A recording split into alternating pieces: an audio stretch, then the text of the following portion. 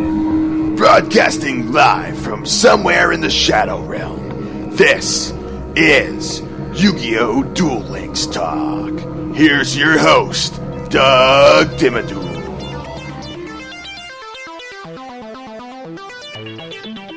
Hey there, and welcome to another episode of YuGiOh Duel Links Talk. Today, we're going to go into the deck board and take a look at a deck that's nothing but traps. I know traps are some of your favorite types of cards in the game, and this is a deck that is just solely trap cards, and it's run with Odion, and it has the skill Chain Reaction. Now, what Chain Reaction does is anytime you activate a trap card, you do end up burning your opponent for a certain amount of life points. I can't remember off the top of my head what it is. I have to go back and check. But yeah, it's just going to be a really good combination if you're going to constantly be activating different trap cards. But yeah, without further ado, let's just get into this deck and see what traps are involved, many of which are pretty easy to obtain, either through the card trader or through different box sets. You don't have too many ultra rares or super rares here. You're mostly going to find rares and commons. There is one ultra rare and one super rare in this deck. The ultra rare is Embodiment of Apophis, and it's the continuous trap card where during either player's main phase, special summon this card as a normal monster, reptile type, earth, level 4 attack 1600, defense 1800, and this card is also still a trap card. And then you have the Golden Apples, which is another trap card. This one's great. This is the one you get out of the Flame Tyrant box set. When you take battle damage while you control no monsters, gain life points equal to the battle damage you took, and if you do, special summon one Malice token, Fiend Dark type, level 1, attack and defense, equal to the amount of life points that you gain by the effect. So, this is just a really good stall card. If your opponent has a strong monster on there, let him attack you directly, then activate this card, get those life points back, and from there, you have a strong monster yourself that can just completely butt heads with your opponent's monster. So, just a good card overall. Now we're getting into the rares. The first one is Jar of Avarice. It's a trap card where you target 5 cards in your graveyard, except Jar of Avarice, and shuffle all 5 into the deck. Then draw 1 card. You can only activate 1 Jar of Avarice per turn. So this will keep your deck going. This is the card that will at least recycle a lot of your other traps that you just spent if you want to see them again. So yeah, I highly recommend running that card as well. Then you have Death's Counterblow. It's a continuous trap card where you destroy any monster that inflicts battle damage to a player's life points by attacking directly. And this card fits really well with this deck, seeing as you're not going to have all that many monsters aside from Embodiment of Apophis and the Golden Apples after you activate that effect. The rest of these, I guess barring Machine King 3000 BC, most of these cards are not going to be monsters. So the more that your opponent inflicts life point damage to you, the more cards you're just going to destroy. So keep Death's Counterblow on the field, and you're pretty much golden. Then they run 2 copies of Jar of Greed. Now what this one does is just a trap card where you draw 1 card. It just allows you to get through the deck quicker, hopefully get to the cards that you really want, and you go from there. Then you got Windstorm of Edequa, another trap card where you change the battle positions of all face-up monsters your opponent controls. Now, we only have access to 1 of these because it's one of the unlockable cards as you level up My Valentine. So if you have her as a legendary duelist, level her up and get this card, because this is just another good stall card when your opponent is trying to flood the field and all the monsters are in attack position. When they enter the battle phase, just switch them all to defense position using this card. It's just a really, really good one. Then he runs 3 copies of Attack and Receive.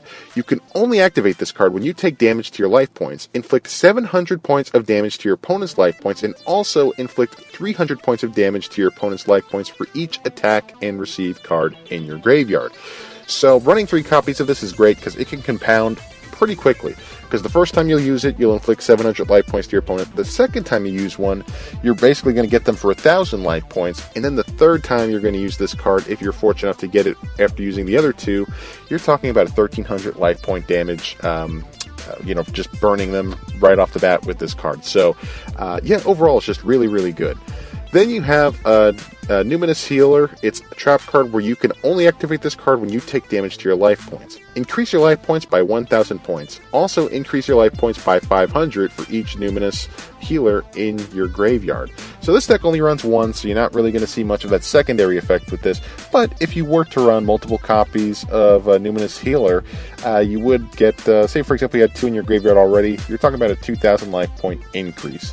So I can understand why they're only running one copy in this deck, because you want to see some of these other cards more so. You don't want to clog your hand with too many copies of this card, even though it is a very, very good one. Then we got 2 copies of Machine King 3000 BC. It's a continuous trap card. You special summon this card as an effect monster, Machine type Earth, level 4, attack 1000, defense 1000. This card is also still a trap card. You cannot normal or special summon other monsters the turn you activate this card. Once per turn during your main phase, you contribute 1 Machine type monster. This card gains attack equal to the attack of the attributed monster had on the field until the end of this turn. So okay, this is just another really good way to have a monster out on the field and just to kind of stall. But yeah, there's definitely things you can do about that. Then you have Conscription. Now this deck runs 3 copies of this because, hey, if you don't have your own monsters, just take your opponent's.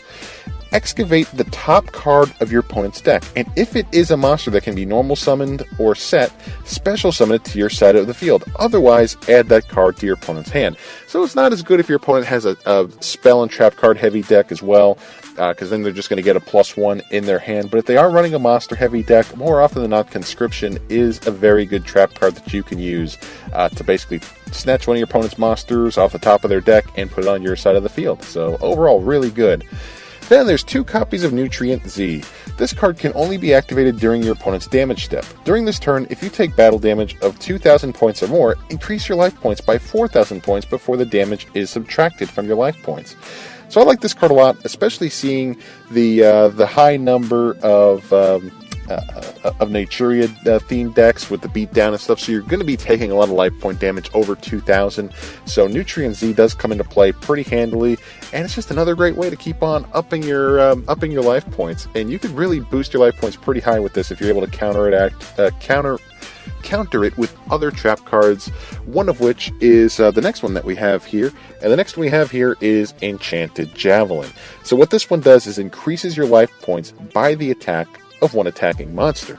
So if you're able to combo this out, your Enchanted Javelin with your Nutrient Z, you're going to be coming out 4,000 life points on top. So you pretty much just doubled your starting life points if you were able to set both of these cards and have your opponent attack you with an over 2,000 attack monster.